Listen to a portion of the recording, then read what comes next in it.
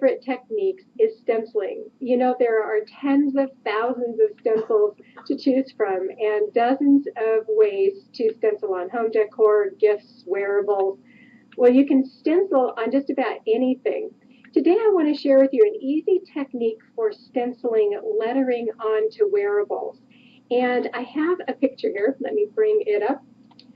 One of the joys of being the host of the show, I'm also the admin panel here. So give me a moment in order to bring up my picture. All right. Here's the project that I did recently that was featured on iletyoukreate.com and favecrafts.com. I wanted to use just some real simple lettering. And I thought for a moment, I hadn't been so successful with finding lettering that I liked that was really simple in stencils. And so I decided what I wanted to do was use my Big Shot. And so while you're looking at this picture, I'm just going to rearrange my desk here and set up for my demo and show you how to do this. So let me move my camera down for my demo. And let's see what you can see here. All right. So I'm going to be using my Big Shot, my Sizzix Big Shot. And I love this for so much of my crafting. So what I decided to do is use freezer paper. So I don't know how many of you have used freezer paper for stenciling because it's so easy to just iron it in place. So what you do with your Big Shot and your Sizzix dies, now this is a lettering die. If you can see the letters there, see if I can get that the right way into the light. So this has A, B, C, D, E, F, and I just wanted to cut out some C's today. So I'm going to lay my freezer paper face up on my die, and then I put my cutting pad in here, and then I'm going to just crank this. Let me turn it around so you can see it coming out the other side, so that I can cut my lettering right from my freezer paper. All right?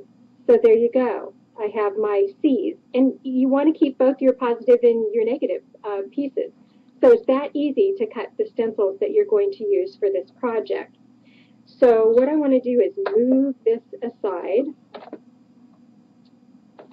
and we're going to start laying out the stencil. Now, here I'm going to do the word cool today, and I'm doing this upside down and backwards, so hopefully you can all see this.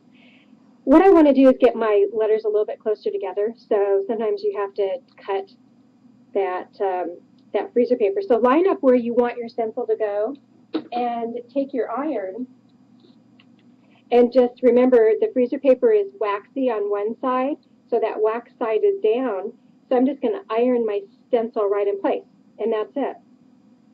So you would do the same thing and just continue to do your letters here. Now remember, with the O in this particular design, you want to save that little piece that goes in the center. And you would continue to iron down, which I have done here, your whole design. All right, so there's my lettering that's been cut from freezer paper. And I start ironing down each of the letters. And then I want to protect my fabric so I don't overpaint it when it comes time to stencil. So I just take a couple of extra pieces of freezer paper and I iron those down around. All right? Isn't that cool? It's so fast and so easy. And there's lots of different dies with different lettering that you can get. All right, so now that you have your stencils down, the next thing that you want to do is apply your paint. And you do want to use a good quality paint. You can use an acrylic paint with a textile medium, or you can use a specific fabric paint. But use good quality paint. You want a lot of pigment in that paint. And the same thing that Joan did, she dabbed into her paint, and then you dab it off to the side. I use cosmetic sponges for my stenciling, and this dabbing just gets that paint to spread out on your cosmetic sponge. You just dab straight up and down and fill in, and don't use too much paint each time. Come back and stencil another layer. If you put on too much paint, then it's going to have a tendency to creep underneath your stencils, whether you're using this type of stencil or a plastic stencil.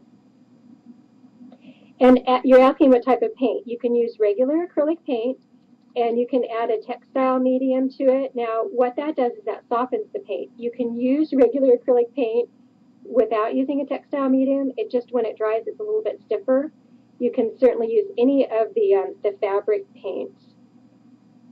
All right, so that's how you apply your paint. Now, you would want to let it sit for a few minutes, apply another coat of paint, but we're going to go ahead and pull this off. Now, remember, this freezer paper just ironed right on, and it pulls right back off. And it doesn't leave any sort of residue on your wearable. That's what's so cool about this technique. So I've used my Sizzix Big Shot to cut my letters. I used the freezer paper and iron that down as my stencil, and then just peel it right back off.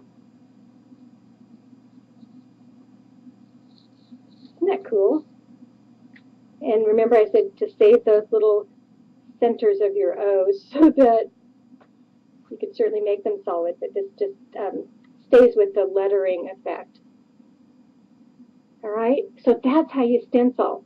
Now, the other thing I did on my finished example is I added some rhinestones with my Aleene's Julep glue. And what's so great about this is you glue your jewels on. Once it sets completely, it does make it washable.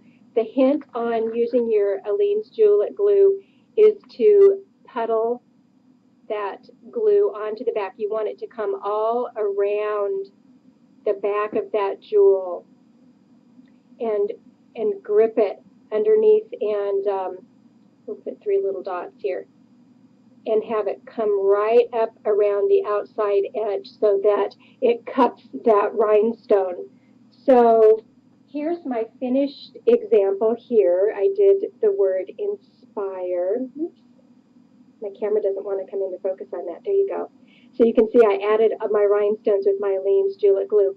That's how easy it is to cut stencils, use your freezer paper, and let me bring my finished example back up again, and then I can answer questions that I'm sure you must have asked in the chat room that I didn't see while I was demoing.